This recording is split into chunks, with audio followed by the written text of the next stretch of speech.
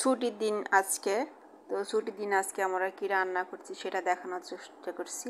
তো অন্যান্য দিনের চেয়ে ছুটির দিনে একটু চেষ্টা করি ভালো কিছু রান্না করার জন্য, যেহেতু আমার হাজব্যান্ড অন্যান্য দিন অফিস করে আর ছুটির দিন বাসায় থাকে। তো আজকে তার ব্যতিক্রম নয়।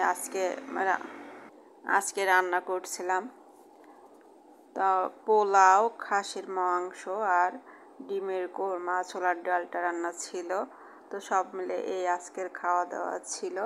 তো আমার হাজব্যান্ড বলল যে আজকে পোলাও করবা আর খাসির মাংস রান্না করো আর ডিমের কোরমা করো। তো এইভাবে আমি রান্না করলাম। তো প্রথমে আমি ডিমের কোরমাটা আগে রান্না করে নিলাম। তো ডিমের কোরমা, আমরা তো ডিম সচরাচর যেভাবে খেয়ে থাকি, ডিমের কোরমাটা আজকে একটু অন্য স্বাদ নিয়ে আসে। তো সেভাবে রান্না করলাম আর কি। তারপরে খাসির মাংস রান্না করলাম। তো আমার হাজব্যান্ড খাসির মাংসের ভিতর বা কিংবা গরুর মাংস, মুরগির মাংস, সব মাংসের ভিতরে একটু আলু পছন্দ করে, তাই 2টা আলু কেটে দিলাম, দিয়ে খাসির মাংস দিয়ে আলু দিয়ে কষায় ঝোল করে রান্না করলাম। তারপরে লাস্টে পোলাও রান্না করলাম, কারণ আগে থেকে রান্না করলে ভাতটা ঠান্ডা হয়ে যাবে। তো পোলাও চালটাও ভেজে নিলাম, দিয়ে সব কিছু মিলাই মটরশুঁটি দিয়ে যে অন্যান্য যে মশলা থাকে, বাদাম, এটা সেটা দিয়ে পোলাওটা রান্না করলাম। আজকে পোলাও রান্নাটা খুবই ঝরঝরে আর সুন্দর হয়েছিল। তো এভাবে মোটামুটি আমি সব কিছু রান্না শেষ করে নিলাম। রান্না শেষ করার পর খাবার পরিবেশনের পালা।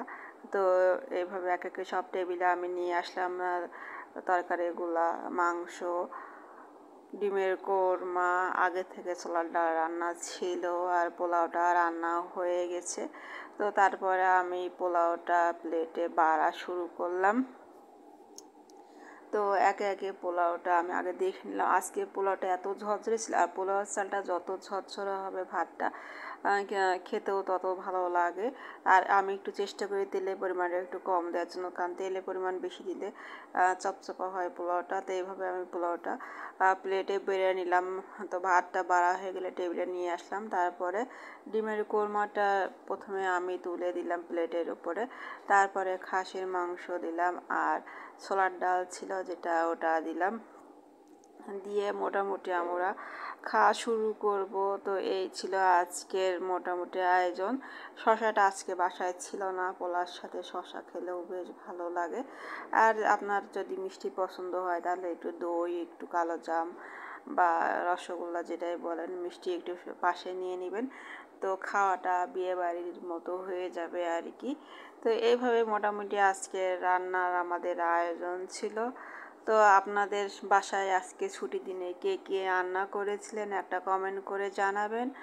আর কারা কারা পোলাও মাংস পছন্দ করেন সেটা জানাবেন। আমার ছোটোবেলা থেকে পোলাও মাংসটা খুবই পছন্দ ছিল। তো বড় হয়ে এখন বিভিন্ন অ্যাসিডিটির সমস্যার কারণে পোলাওর মাংসটা আসলে পোলাওটাও একটু কম করি, যেহেতু অনেক অ্যাসিডিটির সমস্যা হয়ে গেছিল ওষুধ খেয়ে খেয়ে। তো আসলে আমাদের ছোটোবেলায় খাওয়ার রুচিটা বেশি থাকে, তো বড় হয়ে রান্না বান্না করা গেলেও সেভাবে খাওয়ার বিভিন্ন অসুখের জন্য আর হয়ে ওঠে না।